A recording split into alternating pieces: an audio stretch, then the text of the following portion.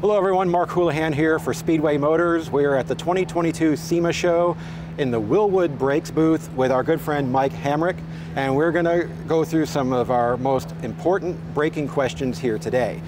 Off the top of our list is brake bias. Mike, tell us a little bit about brake bias and what it means for our customers. Well, ultimately, bias is something that we're trying to build into different types of vehicles used for different things. Okay.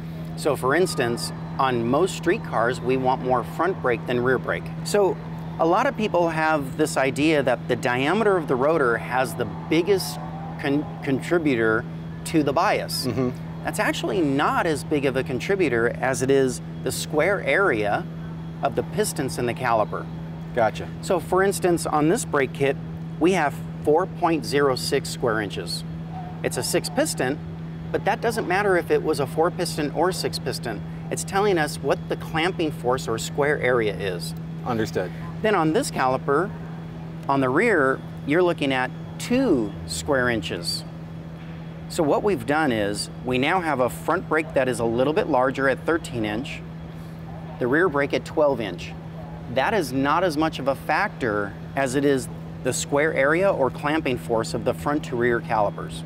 All right, that's quite interesting when you get people that think, I gotta have a huge rotor or 6 or 8 piston caliper to get the job done, when actually it's more about that square area, doing a little bit of math, if you will, Yes. to make sure your front and rear biases work together. Correct. So there's going to be different forms of racing where we may need more rear brake than front brake. Mm-hmm. That's when you want to start reaching out to Speedway or to Wilwood so that we can clarify and get you into the right components.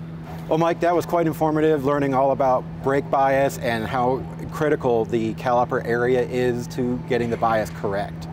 All right, well, I appreciate it. Thanks for watching.